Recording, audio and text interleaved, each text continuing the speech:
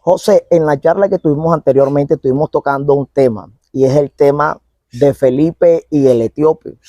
Sabes que la Biblia registra en el capítulo 8 de Hechos, de que cuando Felipe le predicó al etíope, fue bautizado inmediatamente una vez recibió la predicación de Felipe.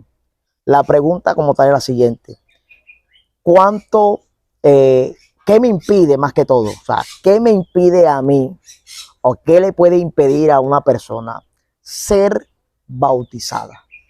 Bueno, en el caso del etíope que mencionaste, y en la charla pasada también compartimos sobre él, ya dijimos que él no era una persona que conocía el evangelio en ese momento. Por lo menos él conocía de la ley hacía muchísimo tiempo. Lo que le faltaba era la revelación del Mesías, que fue la que Felipe le transmitió. Amén. Y por eso se le bautizó inmediatamente. En la pregunta que me haces, ¿qué me impide? Bueno, una vez compartíamos unos hermanos y hablábamos de que hay unas situaciones complicadas dentro de la iglesia y son impedimentos para un bautismo. Hay personas que en su juventud se casaron. Incluso se tocó un tema comprometedor, que es aquellas personas que se casaron bajo presión. Sabes que antes tú me embarazaste a mi hija, te casas. Amén, y el papá amén, con la escopeta en la mano, los hermanos armados, y te casas, pero el varón no se quería casar.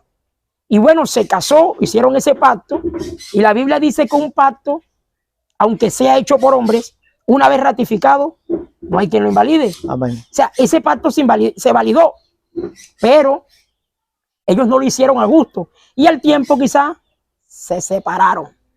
Ese varón, ya libre aparentemente, llegó y entabló otra relación en la cual ya tiene hijos grandes.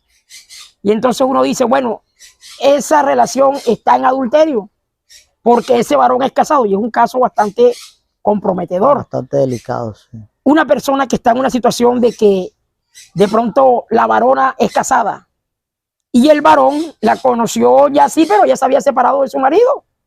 Están en adulterio, sabemos nosotros, y quieren llegar al bautismo. Debe haber en este caso una separación. Amén. Y esto es algo duro, y me parece a mí, hermano José, que es uno de los temas más complicados que hay en el evangelio.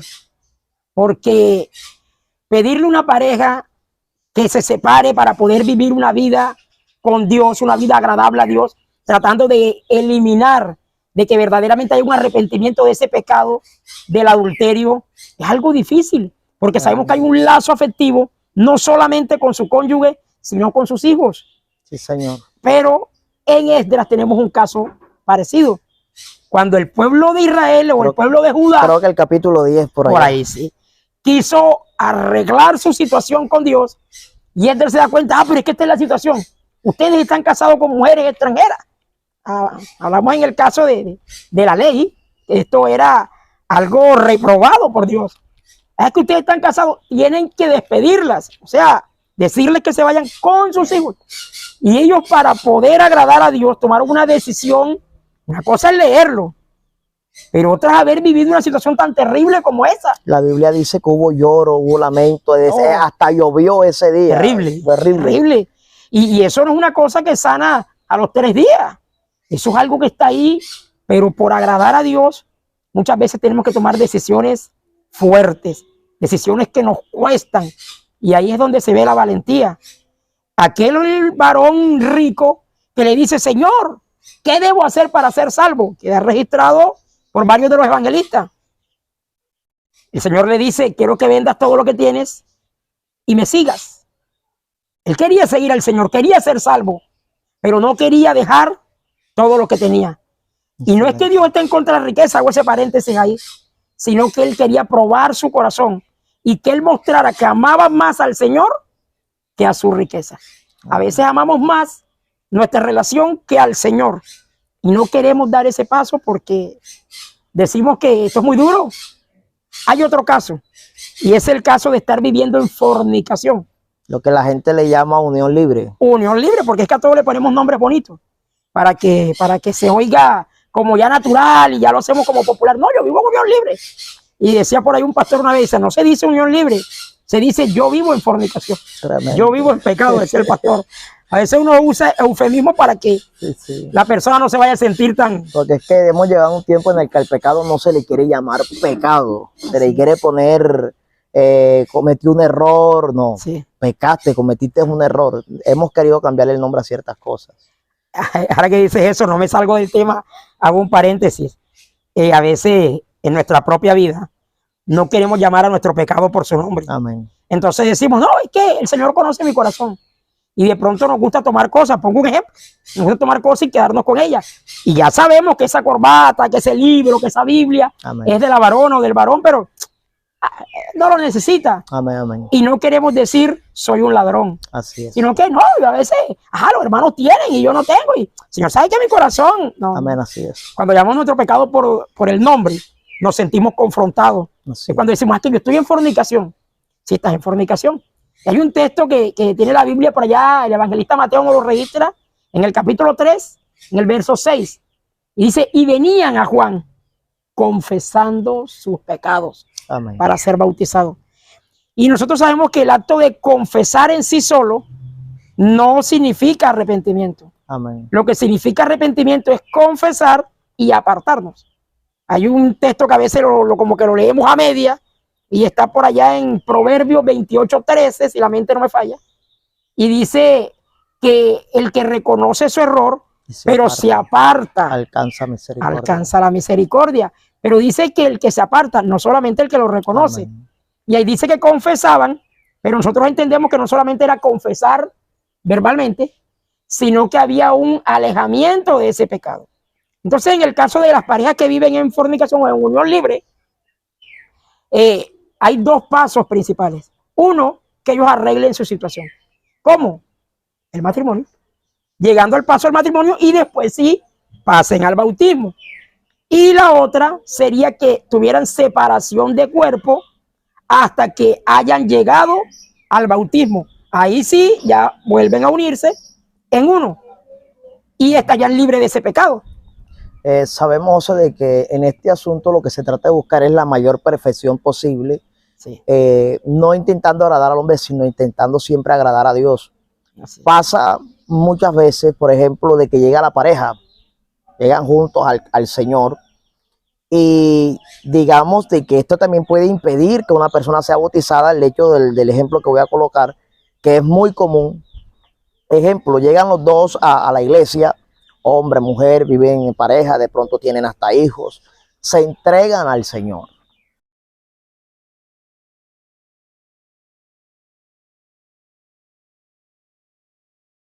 Naturaleza, es decir, ellos como pareja en su acto sexual hacen cosas que son desagradables a Dios, que de pronto ellos, por no ser cristianos, por desconocer muchas cosas, se congregan y aún las practican, porque para ellos, recordemos de que lo ven como de pronto algo normal, porque son pareja, pero ante Dios esto es desagradable.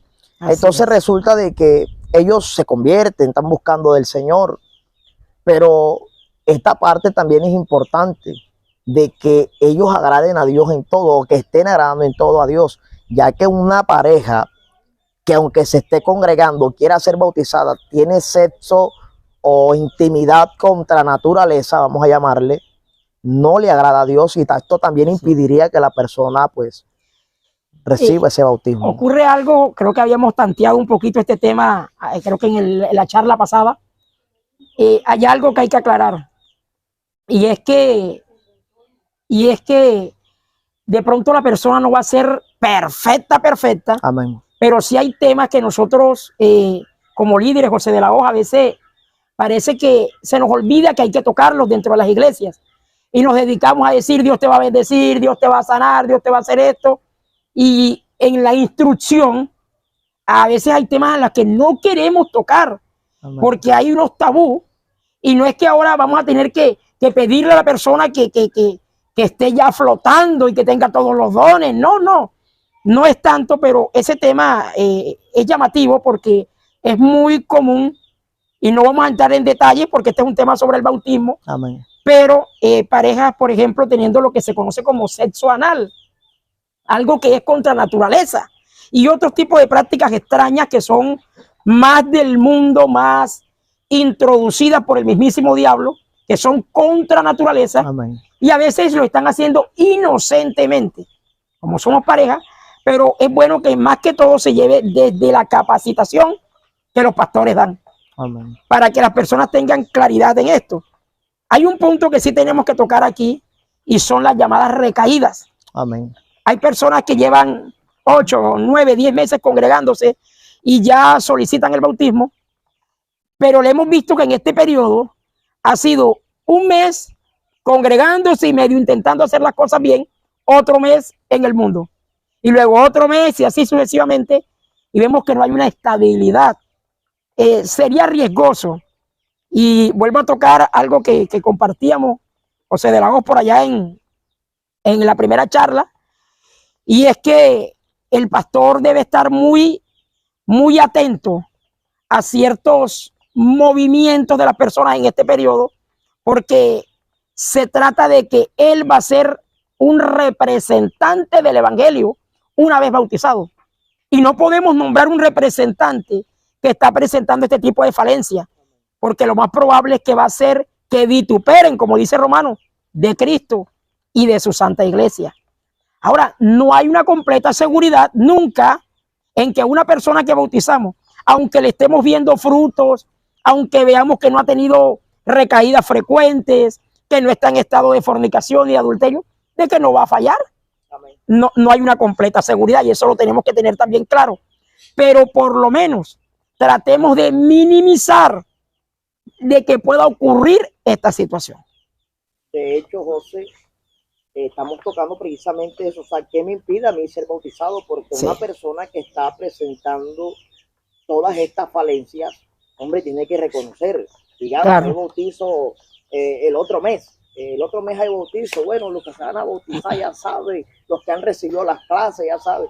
Pero la persona dice dentro, sí, ven acá, pero yo estoy en fornicación, yo no me puedo bautizar, porque evidentemente la realidad de este tiempo hay pastores que no les importa si la persona vive en fornicación o no, la bautizan. No Así importa. es. De hecho, eso es un tema que vamos a tenerlo en otra charla, el tema como tal del casamiento que dijiste, que se casaron en el mundo, estaban jovencitos, que de pronto se llevó a la muchachita, se tuvieron que casar, hoy en día tienen 40, 50 años, 30 años, y que les están pidiendo, están viviendo con otra pareja. No, eso fue viejo ya, las cosas viejas pasaron, ya aquí todas son hechas nuevas. Entonces, que quede claro de que como tal el bautismo tiene también sus impedimentos. No podemos bautizar a una persona que está viviendo en pecado. Y más que vivir en pecado, está consintiendo más que todo ese pecado, porque sabemos de que con el pecado vamos a tener una lucha hasta que muramos, hasta que Cristo venga. Pero lo que Dios quiere ver en nosotros es esa firmeza de pelear contra ese pecado, de pelear contra esos deseos. Que peleemos contra nuestra naturaleza pecaminosa, buscando siempre agradar a ese Dios que nos llamó. Pero esto, José, también nos deja una interrogante, nos deja una pregunta que sé que muchas personas de pronto, bueno, pero estas son las cosas que me impiden a mí bautizarme, pero, o sea, ¿quiénes entonces sí se pueden bautizar? Porque la gente de pronto está diciendo, bueno, pero los hermanos están buscando entonces a alguien que ya pues tenga la aureola arriba y tenga unas alitas, o sea, que quieren bautizar a ángeles, y no. Entonces, para concluir, José, ¿qué personas sí se pueden bautizar? Bueno, José, esto me lleva a algo de la rehabilitación de personas adictas a las drogas. Para que una persona pueda incluirse en un programa de esto, debe tener la voluntad de hacerlo. Y lo primero en el bautismo, algo que yo considero, y creo que todos lo consideran, es que la persona tiene que desear ser bautizada. O sea, debe ser algo voluntario y no algo por presiones del pastor, de las ovejas o incluso de familiares o amigos. Claro. Primero, debe tener disposición real de querer bautizarse. Lo segundo, una persona puede ser bautizada cuando conoce la doctrina básica. Y cuando hablo de básico no me estoy refiriendo a que explique quiénes son los 24 ancianos o quién es Melquisedec. No. No estoy hablando de estas cosas. Estoy hablando de aquello que llamamos los pilares de la doctrina. De la salvación. Claro, en que entienda la salvación y medianamente lo que es la vida en Cristo, esas personas ya tienen un conocimiento para ser bautizados. Entonces podríamos estar hablando primero que tenga voluntad, disposición, que entienda qué es el bautismo y él o ella quiera pasar por este proceso, que entienda que esto es para toda la vida, que es un pacto con Dios. Segundo, que conozca la doctrina básica. Y podemos decir que tercero, y ahí volveríamos a la primera charla, que tenga o que haya mostrado algún grado de madurez espiritual, que haya mostrado algún grado ya que dé confianza. No que vino el mes pasado, ya hoy lo vamos a bautizar, porque vuelvo al tema de que estamos eligiendo un representante de la iglesia y este representante no está bien formado y tiene más riesgo de dar mal ejemplo y de poner en vergüenza a la iglesia.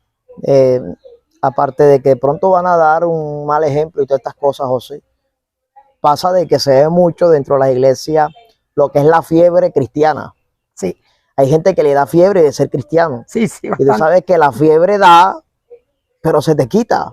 Hay fiebres que duran 5 días. Y hay gente que le da fiebre de ser cristiano 1, 2, 3 meses. Y ya después, no, ya yo no sé, ya yo no quiero ser cristiano. Porque, me hace falta esto, me hace falta lo otro. Entonces tiene que haber como tal una convicción, claro, una certeza, una seguridad de que renuncié al pecado porque voy a servirle a Cristo. Y por eso tomé la decisión de bautizarme. Esas personas son las que deberían ser bautizadas. Aclarando un poco de que las luchas siempre van a estar. Pero recordemos de pronto las palabras que el mismo Dios le habló a Caín cuando le dijo: Caín, el pecado está a las puertas. Él siempre va a estar ahí de frente a ti. Pero tú te enseñorearás de él. O sea, tú eres quien toma la decisión de hacerlo o de rechazarlo. Tú tomas la decisión de agradarme o de desagradarme.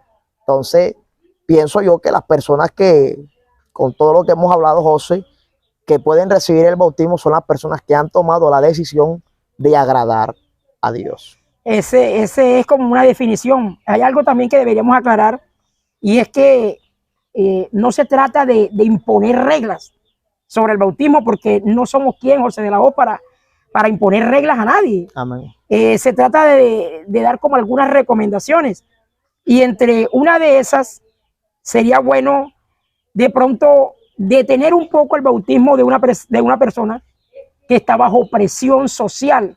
¿A qué me refiero con presión social?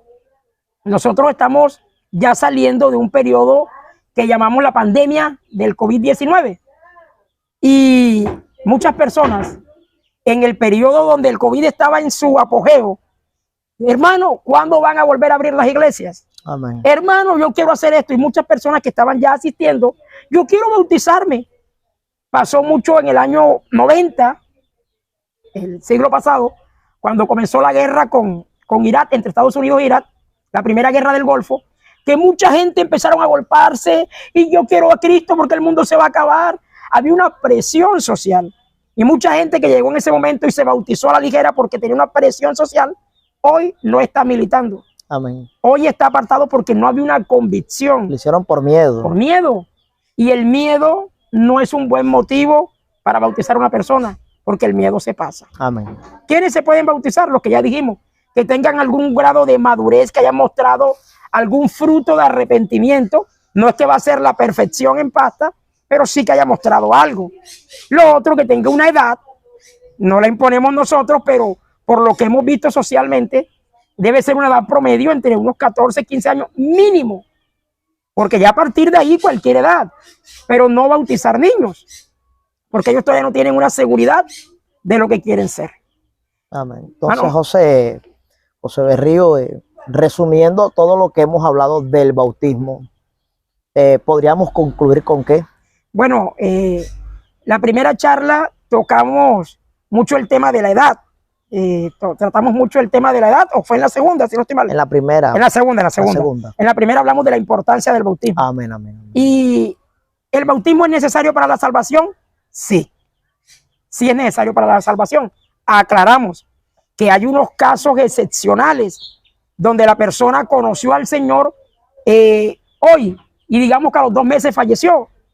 No estamos diciendo que esa persona tiene su salvación comprometida porque no se bautizó. No. Ella estaba en la ruta correcta y el Señor o la muerte le sorprendió en la ruta correcta. Amén. Caso diferente, una persona que ya tiene convicción y lleva 4, 5, 6 años y no quiere bautizarse. Así es. No quiere arrepentirse como es debido. Y llega el Señor, uno de los causantes de condenación es que no se bautizó. Amén. Por allá dice Pedro, y este bautismo que corresponde a este tiempo no salva, y hace un paréntesis y dice, no quitando las inmundicias del pecado, sino como una vocación hacia una buena conciencia. Amén. Entonces el bautismo es necesario. Jesús lo dio, de hecho en su propia vida se dio el bautismo en agua, es necesario para la salvación, es un símbolo de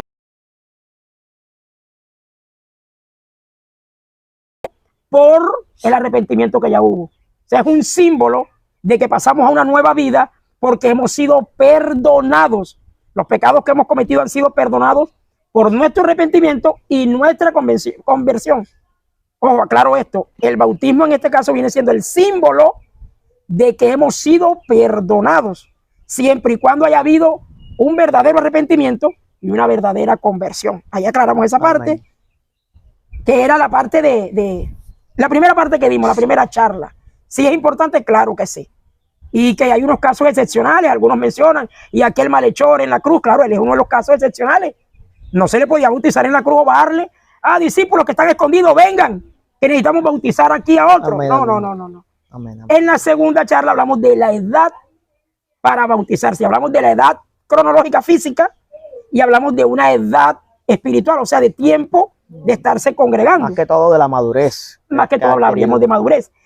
Y en este caso dejamos claro que cada pastor debe tener él mismo la madurez para saber cuándo una persona realmente está dando fruto. O sea, ya esto es algo que recae sobre los hombros de los pastores, pero que hay una recomendación de que no se debería bautizar una persona menor a 14 años. Es una recomendación por los motivos que ya mencionábamos, de inmadurez, de que no conoce con claridad, de que no tiene capacidad de tomar una decisión y que no se debería, ojo, es una recomendación, hay casos excepcionales. También hay casos que son... Sí, completamente fuera de serie, pero no se debería bautizar una persona que tenga menos de 8 meses de estarse congregando, son recomendaciones. Y con respecto a lo de hoy, ¿quiénes no se deberían bautizar? Bueno, las personas que están viviendo en fornicación deben arreglar su situación antes de pasar al bautismo, por lo que ya explicamos que si hay una confesión, se supone que para haber una confesión debe haber un arrepentimiento. ¿Y de qué muestro yo que me estoy arrepintiendo si sigo practicando el pecado inmediatamente? Así es. Los que estén viviendo en adulterio deben arreglar su situación. Y las personas que han mostrado inmadurez, una frecuente recaída en ese periodo previo al bautismo. Siempre lo mismo. Lo mismo. Parecen a veces como un celular, perdonen de pronto la expresión, pero ¿estoy cargado? Estoy descargado. ¿Estoy cargado? No, estoy mal. Ahora estoy bien. ¿Estoy mal? Ahora estoy bien. No, esto no es un juego. Esto es una decisión firme. Amén. ¿Quiénes se deben bautizar? Quienes voluntariamente quieran hacerlo. Segundo, persona que no esté sometido a ningún tipo de presión, ni de los amigos, ni del pastor, ni de la iglesia, ni de la familia, ni del medio, lo que podríamos llamar, sí, del medio en el que él se mueve. Que mira que hay una guerra y Cristo viene, yo me tengo que bautizar corriendo. Hay mucho que pensar ahí. Inclusive porque mi amigo es cristiano y todos son cristianos y hacen, y yo no soy el único que no. Quienes voluntariamente quieran hacerlo, quienes no estén sometidos a presión y quienes conozcan la doctrina básica, esas personas pueden pasar al bautismo. Que no estén incurriendo en los pecados antes mencionados como fornicación y adulterio, parece que ellos pueden pasar. Bueno, yo creo que ha quedado bastante clara toda esta charla con respecto al bautismo. Más que de pronto reglas, queda claro de que son recomendaciones. Así es. Recomendaciones basadas en la Biblia y en la experiencia que se ha tenido durante el Evangelio para estos temas como lo es el bautismo, algo tan serio, tan delicado, pero al mismo tiempo tan bonito que debemos tener en cuenta en este tiempo. Entonces, así es. Hermano José Berrío, un gusto. Ya estaremos teniendo otras charlas con otros temas, pero por lo pronto, pues Dios te bendiga, mi hermano. Gracias, mi hermano José. Una segunda oportunidad. Hombre, me alegra.